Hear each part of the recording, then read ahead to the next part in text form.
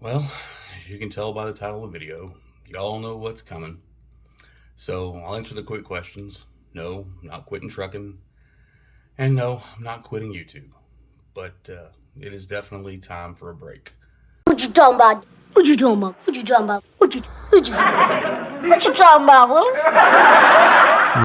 You'll notice I was oddly quiet for the last couple weeks, and that's just a defense mechanism. That's what I do. When things get hard, I crawl into myself and I pray and I talk to my family, but I cut out, we'll call them distractions. So we're in a hotel room, our bags are packed, we're leaving on a jet plane, heading home for Dallas. We have failed again. So, well, that's it, Kevin. Just shut her down and move on. And unfortunately, y'all know me and y'all know that that's not the case, but it has definitely been time for a break. It has been a long 2.5 years that I've been doing this. I know, rookie. I got you. Don't worry about it. So, what's going on? One of the things I suffer from, probably more than anything, is this. So lay some bartender. I fail to live sometimes. Sometimes you see, successful people. I'm not a billionaire, not a millionaire, not ever going to be. But it gets so focused on where I want to be that you lose focus of where you are now. And where I am now is a man with a daughter who's about to be a senior, a son that's about to turn 13, a wife that's about to turn, I'm not that crazy. So just been beat down lately, and things went from bad to worse out on the road, as you've seen from the market, and you kind of wonder, what are we doing here? The company I'm at did nothing wrong. They were accommodating. What they actually did when freight dried up was move me to a special board. I'm not going to give too many details. I don't work there anymore, and I don't think they want me talking about it. But I told you I had somebody on my side. They were fighting for me. They were working for me. They gave me some loads, but it was basically 7 days a week forced dispatch. And when I say forced dispatch, that's actually not a negative connotation. The way the loads work is that they have to bid on them, and once they get them, they got to assign them. It's not, hey, what do you think about this? It's, you got to run them. I had no problem with that.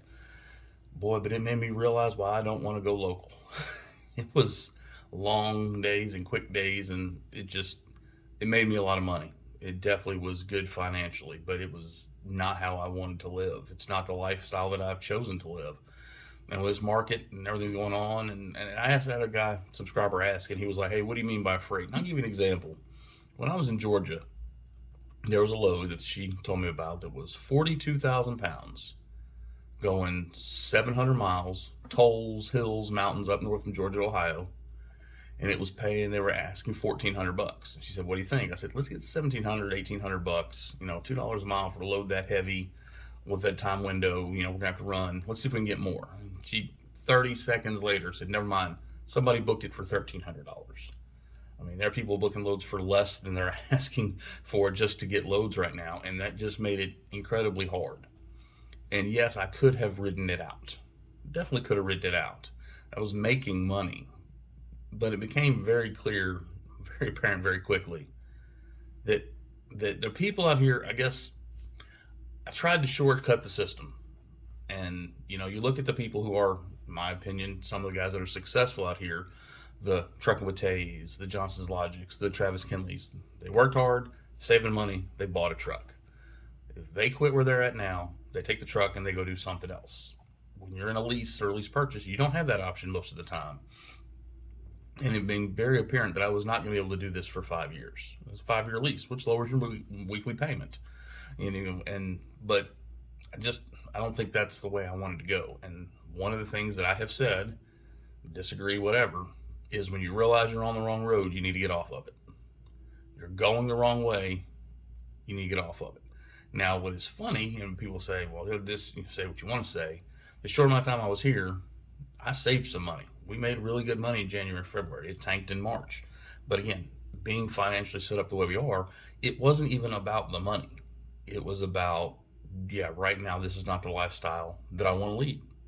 And it took me some time to learn that. And here's the thing. You don't know what you don't know until you know it. Dumb as that sounds. So is the plan dead? No. I still have a 5-year plan. But if you watch my channel and you've been with me since the TMC days, My plan was never to be driving a truck for 15, 20 years. This is a 5 to 7 year plan. And I tried to short circuit. I probably set myself back a little bit, but that's okay. Because there are two things that I know. There is nothing that you can mess up that God cannot fix. I believe that. I have a life of blessings that He has given me. He has never left me wanting. So all I have is my faith. And I'm fine with that. That works for me. And second thing I know is just what I need to do. So we're going home. We're going to take the kids fishing. Going to cook some briskets. And we'll figure out the next step of the plan. But luckily I'm set up. But it is definitely time for a break. And then will be a break from YouTube. I'm not going to do the back porch videos. I don't think those go very good. I may throw a brisket cooking a little short or something like that, but we're going home. We're going to reevaluate. But, I mean, fuel prices and rates, and I know, suck it up, Buttercup. No, life's too short. Yes, all the haters are going to come out. Let them come out. I don't live my life based on what anybody else's opinion of me is or should be. My family supports me, and my God supports me. So, I'll be just fine. I love what I do. I love driving a truck, but this was not it. Like I said, I'm not going to talk a lot about the company I was at. I have nothing but respect for them. Again, I don't form my final opinion on a company till you see how they treat you after you leave, not just while you're there, as came out with RTI and Prime and things like that. But we're good. We got options. I've spoken to the company where this all began, but I'm going to take about a month, 3 weeks to a month to figure it all out. Spent a lot of time on my knees praying, and a lot of time on my knees with my family, having them pray. Because, like I said, everything, and you got 4 kids, there's a lot that goes on. I got a car battery I got to fix. I got a truck I got to get inspected. I got yard work. I got a honey-do list a mile long. That's part of the reason why over the road right now probably isn't the best thing for my family. So that's what we're going to do. We're going to go home, love our neighbor, love God, and hunt ducks. I think that's what Phil Robertson says. Probably hunt pigs. We're going to have fun. The oldest niece is getting married. Life is great. I'm fine. Life is very good. God woke me up this morning. You know what that means? He ain't done with me. So on to the next. If you unsubscribe, thanks for the journey. If you hang around, let's see what's next. God bless, and let's get rolling.